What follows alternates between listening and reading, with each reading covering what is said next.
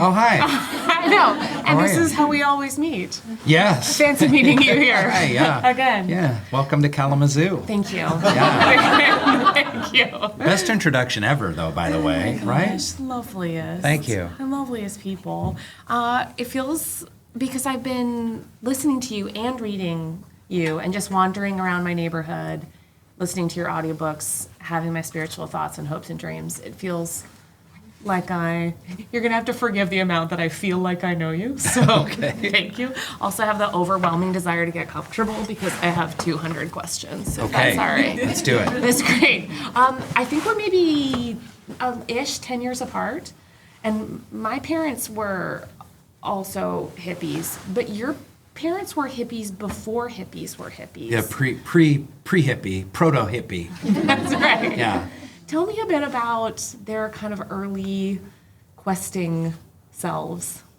Yeah, my parents were farm kids who found themselves in Seattle in the mid-'60s, and they were a little bit more in the beatnik line of things. So my dad painted murals and wanted to be Mark Tobey, the kind of abstract expressionist painter. They lived on a houseboat in Seattle in Lake Union, and my mom did experimental theater where she, in one play, painted her naked torso blue and ran around in the audience. Yeah. Which is what we're here to do today. Yes. I've already worn blue. This is a first. It's a first ever for Fetzer. Yeah. Cameras out, everyone. We're all going to participate. Ring the bell. That's awesome. I loved your it was like all the choices. The houseboat choice. Yeah. Mm-hmm. The art choice. Yeah. Your dad's real sci-fi side. Yeah. Tell me some of the sample titles of his works. Yeah. So my dad, on the side, it's a very strange upbringing because my dad was very working class, blue collar. He spent his whole life either as like a line cook or a school teacher, but mostly like managing a sewer construction company. Yeah. And on the side, painting abstract oil paintings, listening to opera, singing at the top of his lungs. And as if that wasn't enough, he had a secret hobby of writing science fiction novels. So he wrote 10 or 12 sci-fi novels. He only got one of them published, Tentacles of Dawn, major books, 1976. We got a check for $500 for that book. And there's a picture, I think, in the Bassoon King of us holding that up. That was more money than our family had. It was like, oh my gosh, we can buy shoes. Because we were pretty poor in Seattle. I grew up drinking powdered milk instead of milk because it was cheaper, and getting my clothes from the Salvation Army. But my dad had all kinds of titles of science fiction books. I can't remember. You probably remember some of the. There was The Ghosts of E, Clarissa of Doom. So there's so many. It's just like galactic zombies and anything you can imagine. I love the world buildingness of it. Yeah. The like remaking the world through total imaginary post-apocalyptic or pre-apocalyptic. Yeah, completely. Gorgeous madness. I imagine on a typewriter, just like he was on a typewriter, and that's nuts. Yeah. Think about writing, Clarissa of Doom on a typewriter. It's hard enough to write Clarissa of Doom, even on some kind of word processor. But and it's interesting with my dad because, and I'm gonna jump ahead to something. A little more profound, but when I think back on my dad, he loved the creative process. Yeah. He just loved being creative. I think he was told his whole life he had a very traumatic childhood. His mom died under just horrific circumstances. His dad was the worst dad known to humanity. And so it was all about, at work, he would secretly type science fiction novels when he wasn't sending sewer construction trucks out to the leafy, clogged drains of Seattle. And then he'd come home and he'd paint these abstract oils. But for him, it was the process of creation. He he would have loved to have been discovered, but he wanted to do zero of the work of like trying to take his books out and his paintings out. And I used to say to him when I was like 11 years old, like, Dad, you got all these paintings. Why don't you take them out to the galleries? There's all those galleries downtown. And like, oh, they don't want this. They blah, blah, blah, blah, blah. And so when I chose to become an artist or an actor, and I fell in love with theater, I kind of knew what I was up against. So I had a very different perspective, because when you have a parent that tries and then won't, who longs for a discovery and acceptance and success, but doesn't want to put in the effort because of fear and insecurity and trauma and whatnot, I knew, like, if I'm going to do this, I have to go all in. So it was about, like, I'm going to New York City. I'm going to go to the best school. I'm going to apprentice. I'm going to learn from the best. I'm going to put myself out there. And for better or worse, having had my father as a kind of a reflection of another path that did kind of help me ultimately in my career. Do you think there's a, I don't know how to ask this, if it's, because I've seen people create, like the baby being born makes something out of, so I love the kind of like furious hope that I can hear when you describe your dad's like prolific love of like sci-fi or art, but just the kind of gnawing, loving making. Is there always a grief in that? Or, because I have a very creative dad. My dad has made many things that have never seen the light of day. There's been a lot of early typewriter in my life. And I've often wondered if creativity always has like a lightly tragic feeling, because there's so much hope in the making, and then there's sometimes just hope in the also wanting to give it to somebody else to experience too. Well, I think that's an awesome question, and I do believe that we, in seeking the divine, we seek to emulate the powers and kind of facets of the divine, and imagination and creativity is one of the great powers of God. In the Bahá'í faith, God is often referred to as the fashioner, and I love that word, fashioner, that when we fashion whatever it is in the creative impulse, we are emulating a divine spark. And so, and there is an element of that in that art is service. If you make someone laugh, that's a service. If you make something beautiful, that is a service, and that is a divine impulse as well, is obviously to be of service. You can give someone soup if they're hungry, that's service, but you can also make a beautiful poem that brings solace to someone's heart, and that's also service. But my dad's definitely was born out of trauma. So, and I think that's okay. I think both can live side by side. But I think for him, art and creation was his way out of his traumatic childhood. For instance, he always just loved classical music, like I said. He was always playing classical records and listening to classical radio stations and whatnot. In fact, we lived as Baha'i pioneers. I know you're going to get to that, which is similar to missionary work, although Baha'is like to think they're not there to convert the natives, but more to kind of like work in the community. And we lived in Bluefields, Nicaragua, on the Mosquito Coast for 3 years when I was a kid, and my dad brought his classical albums, and he had a classical music radio show at the Bluefields, Nicaragua radio station, which, believe it or not, did not play the kind of music that you would normally attribute to a radio station, an AM radio station in Bluefields, Nicaragua. Mostly what they played there, country music. Stop. Country music was huge in coastal Nicaragua in the 1970s. And his daddy's like, y'all ready for this? Chopin, y'all! But it's interesting because one time I asked him, like, why do you love classical music so much? And it boiled down to this. This is cray-cray. His mom died under the most horrific circumstances. He was like 8 or 9 years old. She bequested to him her classical music collection. So for him, as this kind of destitute Illinois farm boy with a stack of classical music records, and I imagine a little turntable, that was his solace and his escape, and he clung to that for his entire life. That's beautiful. Yeah. And the way we kind of like bear witness to other people's loves in our own loves, where we like, I'll carry it with you, I'll carry it with me in my heart kind of feeling. I remember seeing my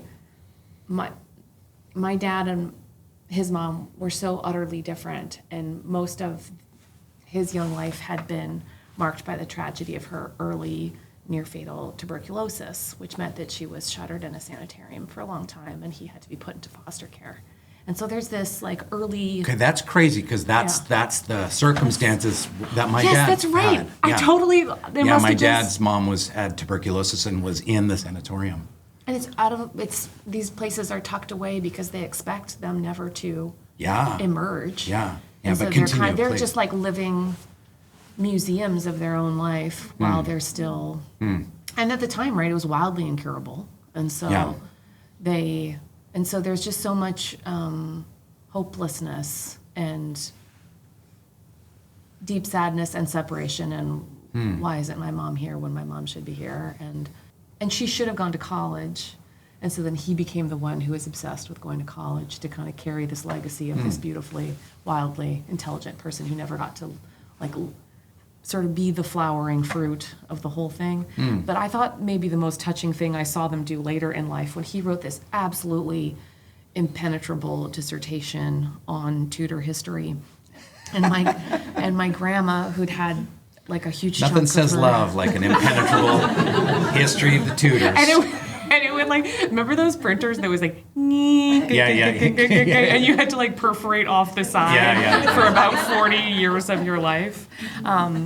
Making a happy birthday banner was like a 2-hour process. But I could see them trying then to kind of cross the huge bridge to each other, separated by so many things. And at that point, she'd had a lot of her lungs cut out because that had been the cure to. But she was living in rural Saskatchewan, and it took her, I think, about a year, but she embroidered a Elizabeth I, like subject of his dissertation, ordered in freshwater pearls. I think there's just, so when I picture your dad in a radio station in Nicaragua playing, like making sure that the string quartets get their time on the air, there's just something so wild about the way we like carry our loves for each other, and then we need to express it. Like you got to sing that song or embroider that. That's beautiful. Yeah. I don't think it would be possible for me to do justice to your Nicaraguan childhood, because if we were playing the game like Two Truths and a Lie, like you can't tell. You couldn't tell. So if you wouldn't mind offering some seemingly contextless fact experiences in which you're like, would you believe that this was my life at that time? Yeah. Well, my stepmother almost died in quicksand, and I had my full understanding face on, and it was that threw you. That got really you. Sorry. It zagged. But what a way to go, though. I mean, there's part of me that wishes that that's how she would have died. She's in a senior home in Bainbridge Island, Washington now, and I'm glad she's lived a full, rich life, don't get me wrong. But what a way to go. I mean, can you imagine the stories I would be telling if my stepmom had actually died in quicksand? So no, it's not The Princess Bride. It's actually my. But yeah, life. one of her legs went all the way up to her hip. It was a very awkward thing, and then her other leg was out, and then some friendly Nicaraguans threw her a branch, and she was like pulled her out. But that's a minor story. That it gets way more intense than that. It was shaking the scorpions and spiders out of your shoes every morning. the amount of, my dad had malaria, I had amoebic dysentery. I think, is it possible on your, I'm not sure that, I haven't listened to your podcast and I don't know much about the Fetzer Institute. You can say it. I want you to say it. I had multiple worms come out of my butt. So that was an interesting, in fact, it's one of the most visceral memories of my childhood are very long worms emerging from my anus. So, God bless us, everyone. But what else can I say? I will say that on a lighter note, we had a pet sloth, and we kept him in a cage, and every night, sloths are very strong and very slow. Every night he would open the bars of the cage and he would escape. And every morning my dad would go out knowing that he can't have made it further than 30 feet from the cage and circle the yard looking around the bushes, and sure enough, there would be the sloth, and he would grab it, put it back in the cage, bend the bars back. And that says a lot about the human experience. It's like a full Sisyphean drama every day every of him day. almost escaping. He's like, I'm out, Canada! Dragged back, yeah. Because I kind of have a theory secret theory about you that I'm hoping you'll be like, yes, that's very perceptive, or no, that's absolutely unprovable. But your genuine weirdness, she said respectfully, respectfully, I think there is something about being a curious adult that has to do with being able to accept the surreal in when things just, everyone expects a linear life and you're just used to things coming into view fully through your peripheral. I just imagine that has led to I suppose this is what's happening approach to life. Yeah. I think there's some spiritual magic in that. I would say that's very astute. Yeah, 100%. I think by the time I'm in American elementary school, I've seen and been through a lot. And my family is extremely eccentric, and so it's kind of like, hey, anything goes. Yeah. So it's hard to be non-curious. It's hard to be uncurious having that background. Yes.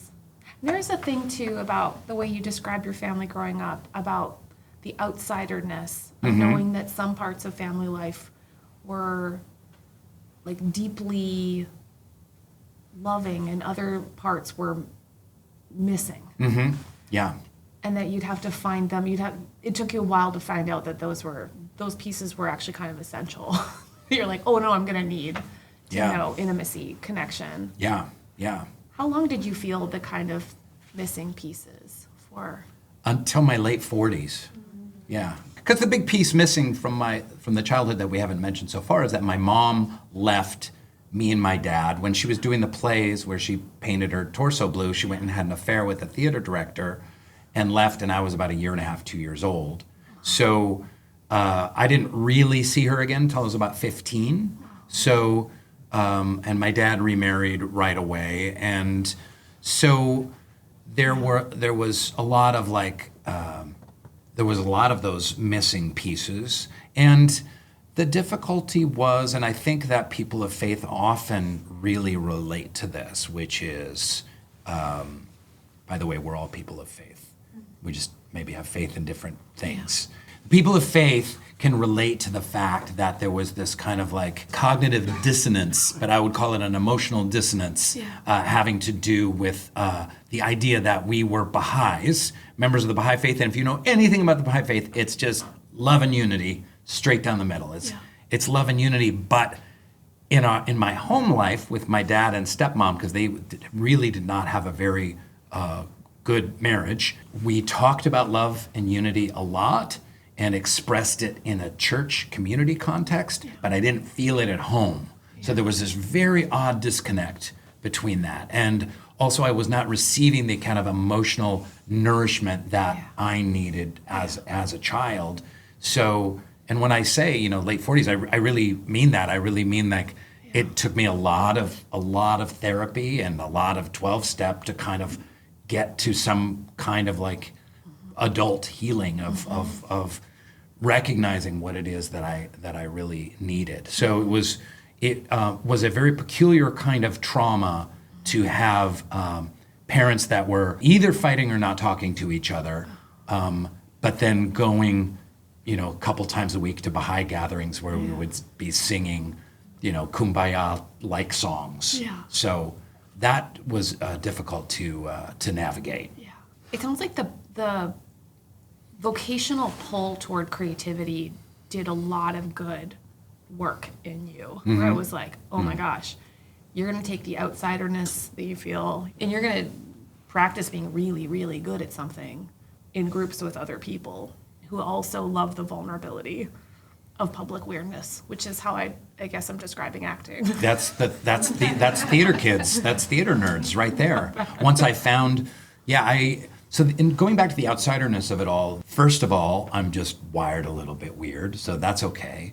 And then I was a lamp for Halloween. It was like, what will you be? I was Socrates, then I was a lamp. Yeah. Then I was very unpopular, which I still feel is essential. I can't even remember what my Halloween costumes were, but that's great. That reveals a lot. But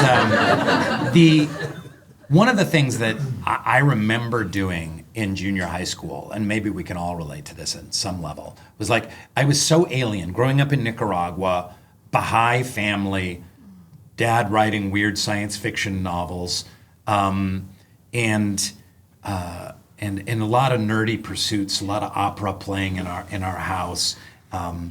I was on the chess team. I played the bassoon. I was in Model United Nations. I mean, my nerd cred is through the roof. But I would observe other kids and how they behaved and try and emulate that. So if you had a cool kid who was like coming up to someone else, like he was like, "Hey Johnny, how's it going?" and slap him on the shoulder, like, "How was your weekend, bro?" And I would observe that and be like, "Okay," and then I would go subject A. Approaches subject B. Then I would go up to my friend Mike, like, "Hey Mike, how was your weekend, bro?" And I would literally try and emulate it. Yeah. So that didn't help matters much, but that's how I felt. But then when I found the theater and children of the theater, those are the ultimate outsiders. And I really found a home and a place to belong and a great channel for my creativity. Yeah, and you gutted it out hard. I mean, you were like, I'm going to suffer in the way that the only truly committed can. I'm going to learn. Yep. I'm going to get into the best schools. Yep. And I'm going to be obsessed with it. You went to like a boot camp, or it wasn't called a boot camp, but there's some kind of like immersive experience where you had to run around for an entire weekend. Yeah, I don't know if you've ever seen the movie My Dinner with Andre. Have you ever seen it? You have? Yeah. Yes. So he talks about Jerzy Grotowski, about doing theater of the absurd in the forests of Poland. Well, we had a little bit of absurd theater of Poland brought to us when I was going to college in Boston, and this Polish woman who didn't speak a word of English, I mean not a word of English, came and taught for a week this fully immersive theater thing where we went into a church, we kind of locked the doors, we had oranges and water and bells and a drum and some like silk sashes, and then we just saw what happened. Whatever happens is theater. So hopefully people aren't having sex, but outside of that, it's all theater. But it was fascinating because it would be, we'd just be sitting there and we'd sit there for like half an hour, and then someone would like eat an orange, and then someone else would, and someone else would throw an orange peel, and someone else would, and then there'd be a dance with orange peels, and then someone would start beating a drum, and then it would just be this wild, cacophonous hour, dripping in sweat, hours of dancing. It's that where ritual and ceremony and improvisation and dance and liminality and theater, all kind of conspire. So I did a lot of that kind of experimental theater work throughout my years. And I was committed. I went to New York, and I did 10 years of theater before I did any TV or film. So I was doing a lot of Shakespeare, experimental theater, and whatnot for a super long time. Did you recognize it as a vocation, like not just a job, like a calling? Did you think, oh, this internally matched my gifts, or at the time did you think there's something transcendent going on? I was an evangelical experimental theater artist. So when I left the Bahá'í faith when I was about 20, and I left it hardcore, I was like, I didn't want anything to do with God, religion, morality, any of that mumbo jumbo nonsense. I just wanted to be an artist in New York City. I was living my dream. But we had the same evangelical fervor about the theater that someone would have about any religious practice. So we really thought that we could change people's minds and hearts if we did the right production of Miss Julie or the Three Sisters in the right church basement to the right 37 people, that we could literally change the course of their lives. And that was the fervor and the mission with which we undertook the making of theater, which I think is the only way to make theater, because it certainly doesn't pay.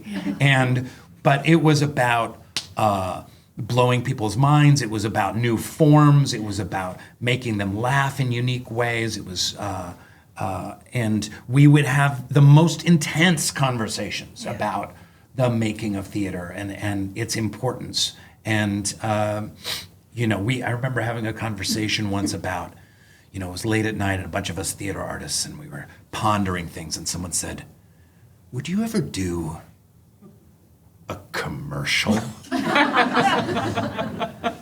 And someone very seriously and very sonorously said, "I would, if it were for soy milk." So it was very serious conversation. Really sounds like academics, where they're like, if the footnote apparatus isn't 200 pages longer than the manuscript, is it really an academic book? But that was a great way to do theater, because it is. And this is the natural human impetus toward transcendence, that we are hardwired to try and transcend, to overcome, to be of service on some kind of higher level, to transform, and to use all of our tools and our DNA and our sinew to make brave and beautiful and good things. And you can meet educators that are that way. You can meet health practitioners that are that way. You can, meet people in, architects have to think in that way. Like, I'm going to make a space that's going to transform people. When they enter that space, they're going to see the world differently. We want to aspire toward that. And kind of everything in contemporary society wants to keep us back from thinking in that way. So I think it's really important to think brave and think big and think transcendent. Was it in your late 20s that you worried about, like, I think you described it as like deaths by despair, like the feeling that you all can feel vocationally alive, and yet there are these sort of darker selves that want to kind of gnaw at you and suck away your purpose? I talk a lot about, these days when I go to college campuses and whatnot, I talk a lot about mental health, because I do think that the current mental health epidemic is super deadly and overwhelming. And I think people over 40 or 50 really don't understand how deep and dark and deadly it is. It is horrific. Dr. Varun Soni is the chaplain at USC, who's a dear friend of mine. He describes going 3 times a week to either funerals of kids that have committed suicide or hospital beds of kids that have attempted suicide. This is really, really bad. And the kids who are on the front lines of these mental health epidemics, one of the balms, one of the solutions that they most need are spiritual tools and spiritual connection, which can give someone vision, mission, and purpose. a sense of that, seeking the sublime, the sacred, the transcendent. And there's a longing and a hunger for that. So my way into that is that in my 20s, I experienced a lot of this stuff firsthand. So we didn't have words for it in the mid 90s for a mental health epidemic, but I was having crippling anxiety attacks for years that would render me sometimes on the floor like shaking and sweating. And it would come on at really the most inopportune times. And I realized that I was using a lot of drugs and alcohol during that time to just try and medicate this anxiety, which is very common in the modern world as well.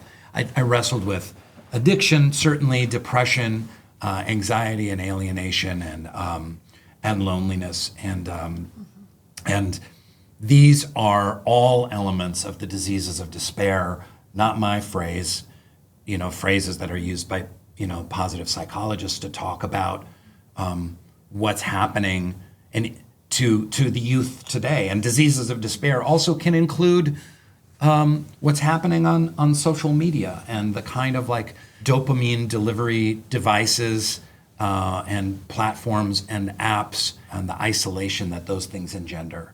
So this is an area of great interest to me. It's something that I relate to because I've experienced it, and something I think anyone who's writing about spiritual topics has to take into deep and profound consideration. Yeah. Can you walk me back on that phrase you said about when you talk to college kids about like the path through? One of them was service, and there were two others. It was really good. When I just said now, It was, vision, yeah, mission, purpose. Vision, mission, purpose. I think it's just simply being a part of something larger than yourself. I think humans long to be a part of something larger than themselves, and everything in contemporary society is saying the self is the most important thing. Yeah, you and I really do share a profound concern that there is a religious worldview that's in competition with the one you're describing, and that's like a very narrow view of self-help. I've been writing a history of self-help and the kind of language of aggressive individualism, and then most solutions to what you're describing, they would counter with is like, well, more me time. There's a lot of, especially it's like the religion of Instagram for women is a lot of aggressive bubble bathing into, you just lock yourself in the bathroom for 2 minutes a day. Yeah. I have a big problem with self-care, with the idea of self-care, because you look at the origins of positive psychology, which is an incredible movement, and we've learned so much from positive psychology, and yet it doesn't seem to be helping us. And that's a weird dichotomy I haven't quite wrapped my head around. Yeah, the happiness industry, the history of positive thinking and the sort of rise of the happiness industry and how it kind of bastardizes a lot of social science into 5-step, psychologist approved. Yeah, gratitude list, cold study, plunge. Yes, a study of 12 people. Yeah. And I think like the terrible culprits will just try to sell as solutions things like, my favorite is the absolutely non-ironic book called The High Five Habit, in which apparently 2 hands meeting in space to make just a light sound is the solution. Then you do that daily. You look at, we're doing it. We did it. Okay. Oh my God. Good night, everybody. We got it all figured out. Social scientists agree that a daily high five will, because what we want is this like deep inner, like a reweaving of the social fabric. Yeah. As opposed to like dry brushing. Yeah, I think there's a lot to say on this. I was going back to the positive psychology movement, and Arthur Seligman, who's one of the founders of it, had an incredible study early on. And people need to understand that this movement, which started in the 90s, is really exciting and important, because psychology was always about how screwed up we are and how neurotic we are and how much trauma we've experienced and how we got that way. And for the first time, people were like, well, let's study what works. Let's study what makes people happier and what makes them more successful. And I'm all for that. And Seligman had I had one of his earliest classes all take a test of their happiness to get a baseline. And then one weekend he told the kids to go out and do everything that they think is going to make them happier and come in and share about it. And some kids like hooked up and other kids got wasted. Kids went to Atlantic City. Other kids like went on a shopping spree, blah, blah, blah. They took the happiness test again. And of course, guess what? Their happiness scores were lower. Yeah. Then he had another weekend where it's like, go do something for someone else. Go be of service, whether it's call your sick aunt or visit a friend who's hurting or hold the door open at a Starbucks or whatever it is. And they took the test again, and guess what? Their scores were higher. So, scientists have understood that it's by getting out of oneself, actually, that we find greater well-being. And I think that what has happened is, because we live in such a consumerist capitalist society, that we want an immediate payback for our investment, right? So spirituality has become kind of codified into something that will simply relieve my anxiety and bring me, 8% more serenity on a daily basis. So you talked about, like, if I read this Rumi poem on Instagram and I take the hardcore bubble bath and I do my yoga class, then I will be 8% less anxious in my day. And so I've paid my money, I've invested my time, and I have gotten this payback of an 8% greater serenity. And that way of thinking is corrupt profoundly at its core. So there's nothing wrong with seeking some peace in your life. And I do it, you do it, I'm sure.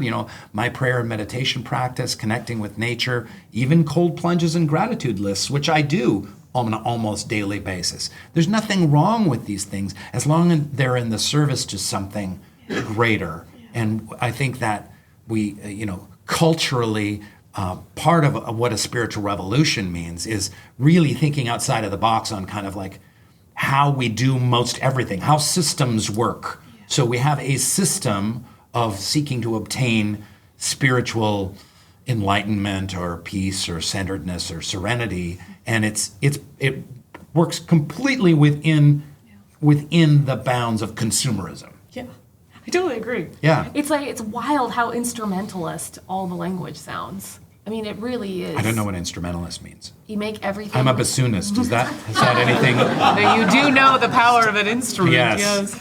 No, just That's what she making said. everything. We've done. That's the first "that's what she said" joke ever told in the Fetzer Institute. Boom. Mic drop. Huge mic drop.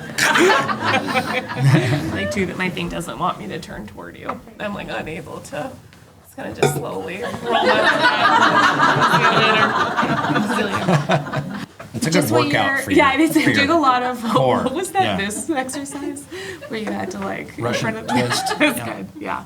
It's a version of American pragmatism where everything has to be for something. So exactly what you're describing about like why it's got this, like why, just another version of a language of why it's so corrupt is because we've taken a thing that is good for its own sake. Beauty doesn't need to be proven as being instrumentalist for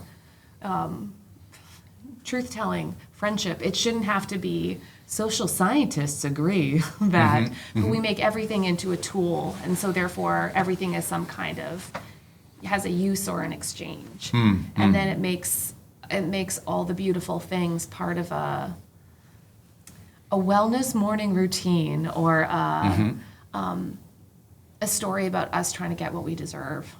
And I really like psychologist Lisa D'Amour is so lovely. She writes about adolescent mental health. I think you'd really like her. The first chunk of her book is like, can we just talk about some of the limits of our obsession with positivity, especially when it relates to the mental health of adolescents?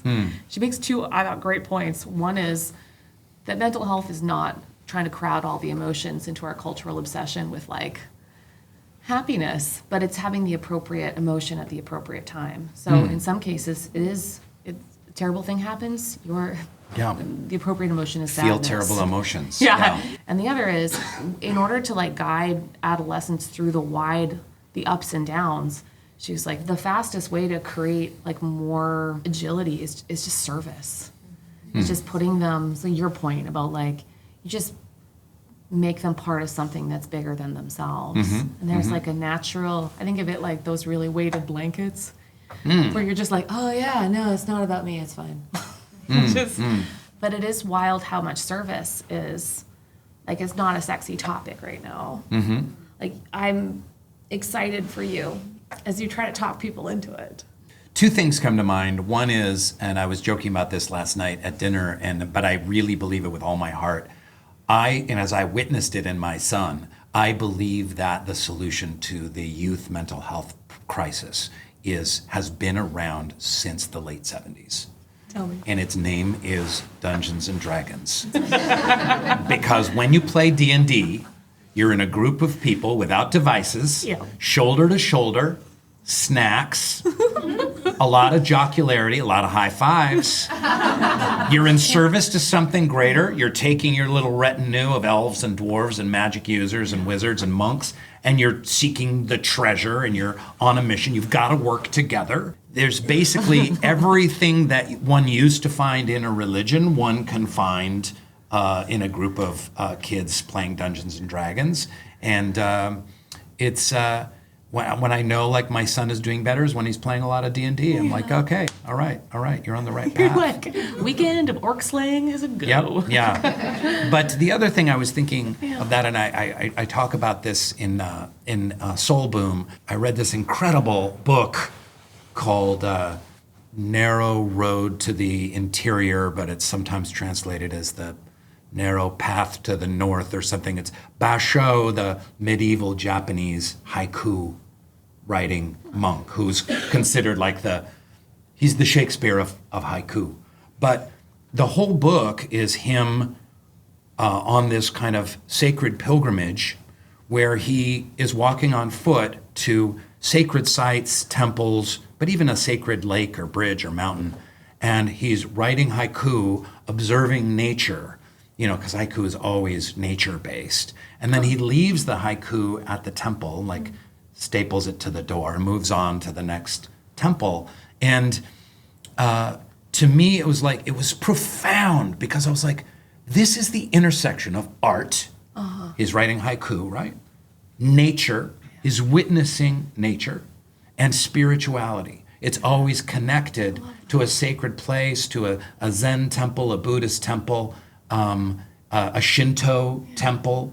So art and nature and spirituality are in this kind of harmonious dance, and he's walking that walk, and maybe that's what we can all aspire to. Even what would that look like in contemporary America? And I pitched the show over and over again when I had the production company Soul Pancake, that was a digital media company. I was doing kind of uplifting, inspiring videos. I was like, let's get a bunch of contemporary bashos to wander around Lancaster, Pennsylvania, and Tulsa, Oklahoma, like observing nature and writing poems and going to sacred sites and trying to have like contemporary bashos all around the United States. And it didn't get approved. I was like, womp womp. I love that. Yeah.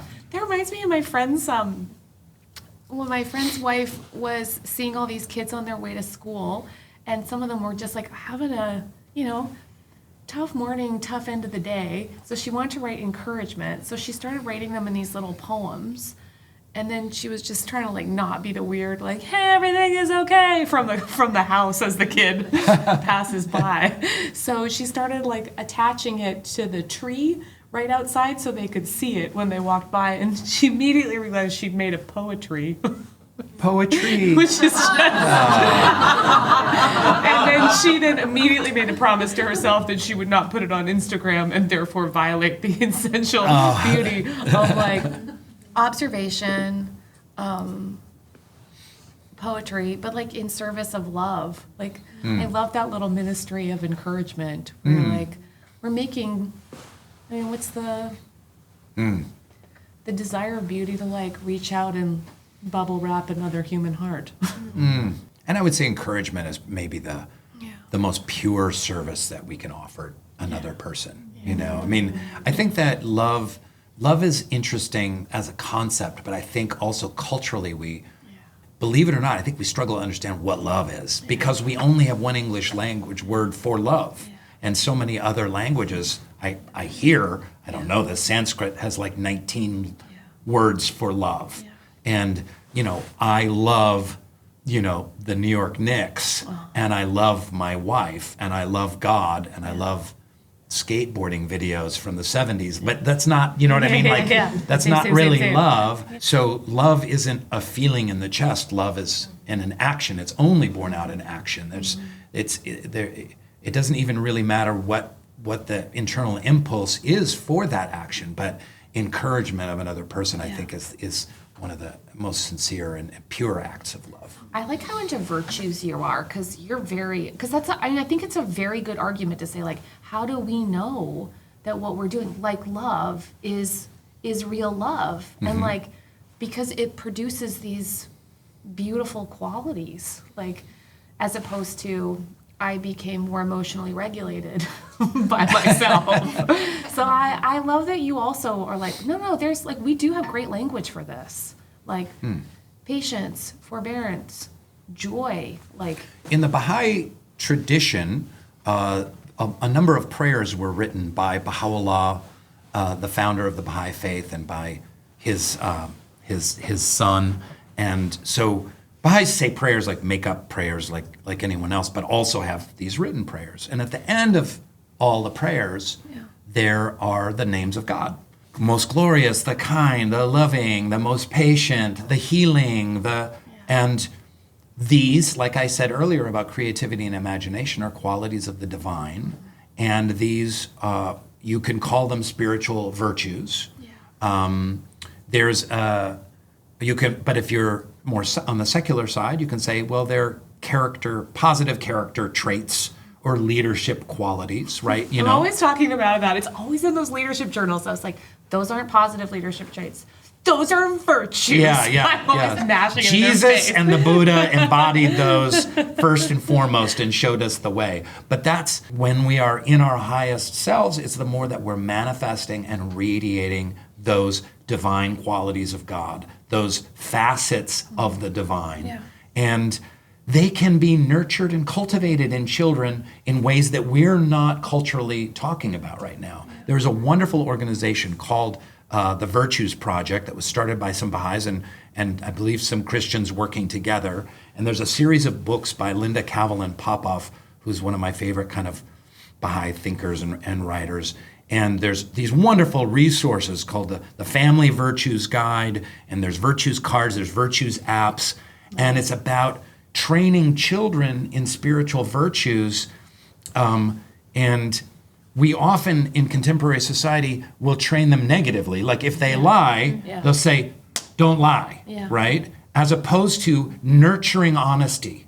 What does it feel like to live your life living in honesty, right? And if you bring up, let's say, honesty, and you read quotes from all the different religious faiths about honesty or faith and wisdom traditions about honesty, then you can go back a week later and say, hey, how did you experience honesty this week? And then they can share a story that they told the truth, but they witnessed someone else, telling the truth and being honest in a way. And you can do this virtue by virtue by virtue. You can do it with determination and kindness and compassion and humility. And I've seen outrageous results from this kind of education that isn't happening in the schools and is very often not happening in the home as well. That's a tangible way to kind of ignite a spiritual revolution, because without an understanding of those virtues, and we certainly don't see any of them, for instance, in contemporary American politics, we don't see any of those virtues. We literally don't see any of them being manifested. Okay, here's my last question then. It's exactly on that. Who do you think, or what do you think we would all be like if we did have a spiritual revolution? Well, I think that at the core of any spiritual revolution is compassion. And I talk about in Soul Boom, what would it be like to invent a compassion machine where you can go into the machine and it's wired to your brain. It looks like an MRI machine or something like that. And in it, you're immediately put in the circumstances of an immigrant at the border or an Afghani sheep herder or a Vietnamese fisherman trying to get by, whatever it is the circumstances, someone wildly different than yourself, and you enter their world and you see and feel the world exactly as they do, because that would be the ultimate way to kind of like foster compassion. So with deep compassion comes sacrifice, personal sacrifice. So when we have a family member who's sick, we have incredibly deep compassion for that family member. We'll quit our jobs to take care of them, right? We'll do anything. We'll drain our bank accounts, because we love them so much. But as too often happens, we stop that apparatus at the boundaries of family. So increasing how we define family, and then to increase it not just to our tribe, not just to kind of like fellow Anabaptists who live in Raleigh-Durham, but to go, to people with different skin colors or who speak different languages and who maybe think about the world in a different way politically than we do, to ever increasing kind of universality of compassion, where we drain our bank accounts and sacrifice our time, our energy, and especially our comfort. We sacrifice those bubble baths for the good of someone else. A friend of mine is trying to revitalize and reimagine the nonprofit sector through trying to make nonprofits more of like for-profits, have them work more like for-profits, and have them actually undertake making of money by making things or delivering certain services that for-profit companies aren't doing, and thereby getting the resources to be able to do good. But I think that's misguided, because I think what we need to do is be consistently fostering and engendering altruism, where we sacrifice one for another. So what does that look like? It looks like any great religious spiritual movement, like you look at the early Christian movement of the first 300 years. And the writers of the time were outraged and perplexed that there were these people that were Sumerians and Romans, and they were, centurions, and they were former slaves and former prostitutes, and they were not only helping each other, they were helping other people. If there was a flood or an earthquake, they were sacrificing. This may be the first time in human history that there was a group of people sacrificing of their time, attention, and comfort for the good of someone else, just out of love and out of altruism. And so we've done it before, right? And there have been many cases of this, but I would say that's what a world looks like, where you're consistently, culturally and socially sacrificing for the good of the other and for the good of community. Rainn Wilson. Hey. Thank you. All right. Thank you.